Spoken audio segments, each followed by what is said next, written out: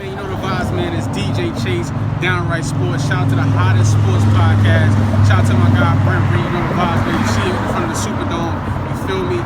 Every Thursday nights, 8 p.m. to 9 p.m. on Dynasty Radio, Kim Dynasty. You know the vibes. Downright Sports, the hottest sports podcast out. Let's go.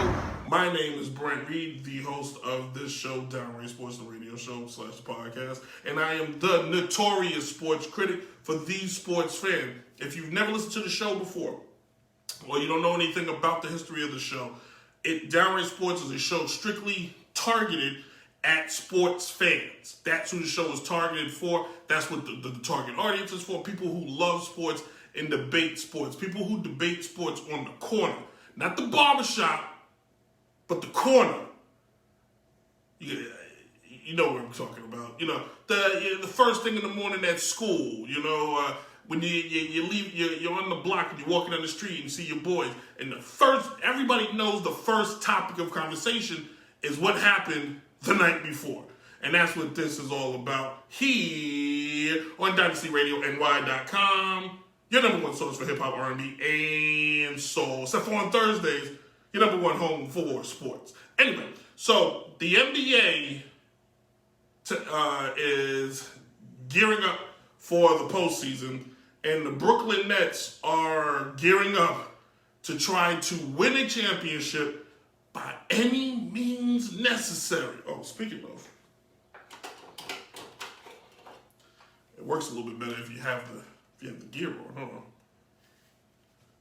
By any means necessary, they're looking to win a championship. Last year in the offseason, they signed Kyrie Irving, they signed Kevin Durant, and they signed DeAndre Jordan. Afterthought. Enough said. Then this year, the pandemic is over, no bubbles. Kevin Durant's his Achilles is healed. The stars are aligned. It's a wonderful day in Brooklyn, and the team is not as great as they thought it was. So they made a phone call down to good old Houston and went and got James Harden. What? And now they got their big three. That's not good enough. So they went and got Blake Griffin. Now they got LaMarcus Aldridge and add DeMarcus Cousins. So the show was completely different until I saw that they got Cousins. Cousins, to me, tells me Brooklyn is all in. That sentence is gonna make a lot of sense in like the next 2-3 minutes. But they're all in. They this is what they want to do. They're going for it. They're going for broke. They're like, well, Brent, having Kevin Durant, James Harden, and Kyrie Irving meant that. No, it didn't. Kyrie hasn't won anything since LeBron went west.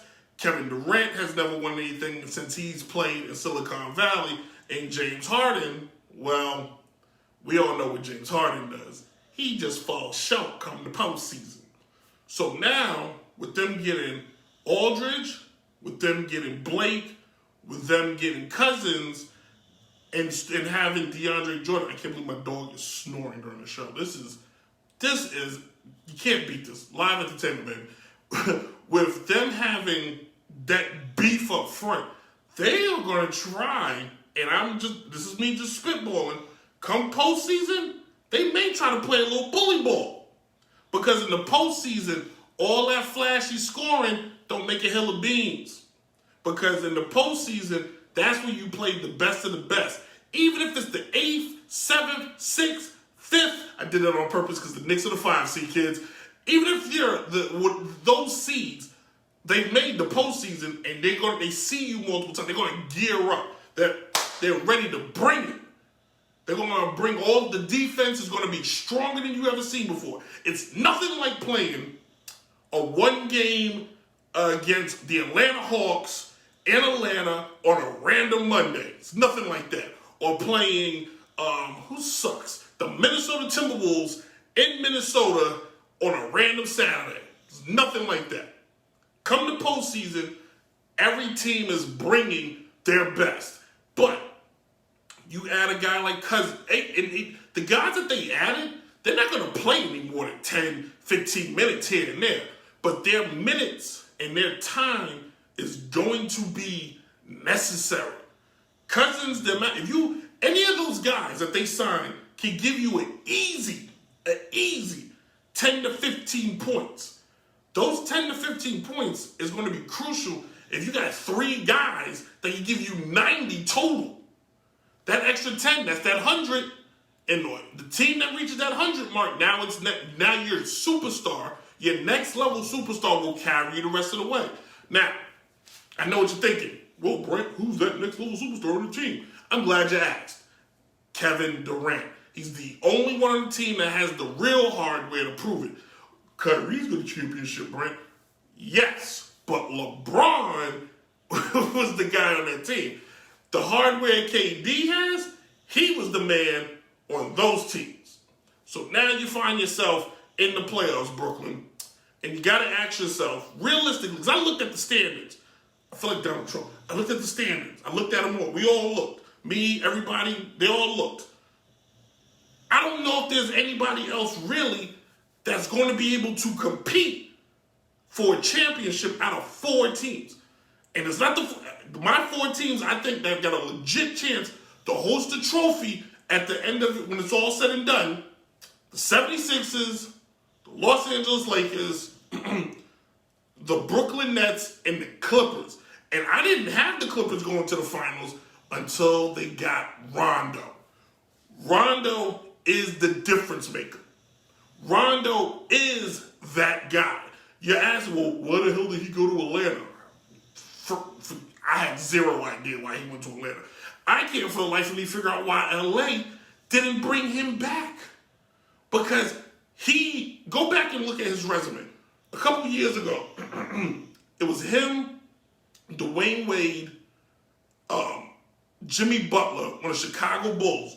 Wade got hurt and Rondo got hurt. I think I'm right. They got hurt and Rondo, the Bulls was out of it. Somebody wrote something. I can't see. I'm sorry. Rondo, is that Antoine? I think it's Antoine. Rondo got hurt. Bulls was out.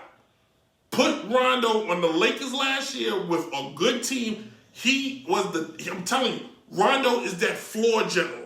He's going to be able to, Kawhi Leonard doesn't need any help, but he may be the person that takes the pressure off of Paul George. He may put Paul George in a better situation because we know Playoff P. Is that his nickname? PG Playoff? Come short playoff? Need Viagra when the playoffs come around, Paul George? Because anybody who thinks Paul George is worth a hill of beans, I quit. But I think Rondo, George, and Kawhi, first of all, defensively, they're going to look good. Offensively, Rondo's going to control that situation. And that team, to me, is now the front runner out west. Unless LeBron and Anthony are healthy. I don't like the DeAndre Drummond signing. I can't see it. I don't get it. I don't understand it. He makes 0 sense to me as far as... Now, what he does do for that team... Hold on. Back up, Brent. Check yourself. What he does say to me is now he allows Anthony Davis to play his true position, which is the 4. For those of you that don't know what the 4 is, that's the power forward position. A great position played by great many men. Karl Malone, Tim Duncan, Kevin McHale. Great players. The power forward position was the backbone for so many teams. Who am I looking at over here? Back to you guys. Now, you get Anthony Davis out of the paint. He can now move around a little bit, get more of the game, and you got a reliable big man that can get that board, block shots, and run the break with who? LeBron James. The true heir apparent to Magic Johnson. Not Michael Jordan, but Magic Johnson. Now we got ourselves, okay. Because I'm going to tell you right now, as great as Utah is, Utah ain't going to the finals. Denver's not going to the finals. Portland's not going to the finals. I'm sick and tired. What's my time? I'm going to rant for a minute. I am sick and tired of every year. All these analysts give all these teams hopes and dreams. well, Utah, their defense was over, and Devin Mitchell was over. And them Denver Nuggets, stop it. Unless they got one of the top 5 elite players, top 10 elite players in the game today, you ain't winning the championship. I put a kidney on that. You ain't winning the championship. If there ain't a James, Durant, Harden, Davis, Greek Freak, I'm not saying his last name, Embiid on your team, stop it. Now, speaking of Embiid, the 76ers is the team to me that maybe give the Brooklyn Nets a run for their money. I have zero faith in the Bucks. In fact, if I'm Giannis Antetokounmpo, I do it quietly, but I'm in the front office of Milwaukee today, looking them in the face saying, what are you doing for me? You got me squadoosh. All these players is going everywhere, and you got me nobody. You could even give me a Curry brother. You could even give me a Ball. There's 3 of them. You give me somebody. They got him nobody. He has nobody. Don't give me, well, he's got this guy. He has 0. He has nobody. He doesn't have another first-level all-star on his team. To win a championship, you need a guy who could win the MVP award, but he's really not. Scottie Pippen, Penny Hardaway, Kobe before Shaq left. Like, he could be an MVP, but he ain't one of that other guys there. Giannis ain't got that. And as long as he doesn't have that, the Milwaukee Bucks are going to be a fancier version of the New York Knicks in the 90s. When Patrick Ewing gave his whole life, career, body, and knees to a franchise that never got him another key player. When they did get him other All-Stars, they were broke down. Larry Johnson was broke down.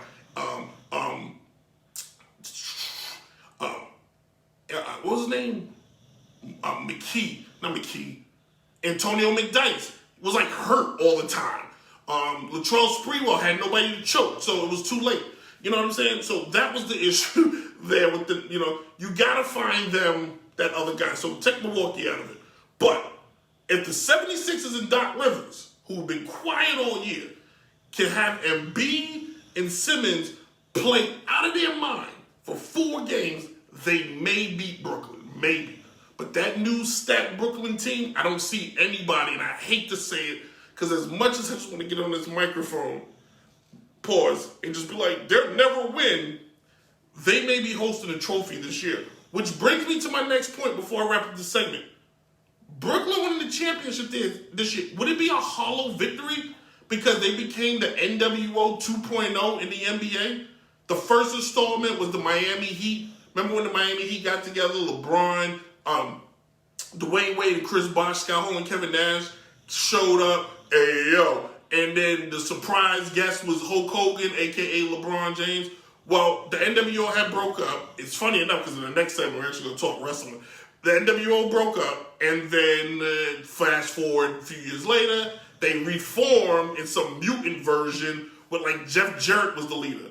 Is the Brooklyn Nets the new NWO 2.0 in the NBA? That's my question, because they just put in everybody. Remember, if you did watch wrestling, and don't act like you are here and you haven't.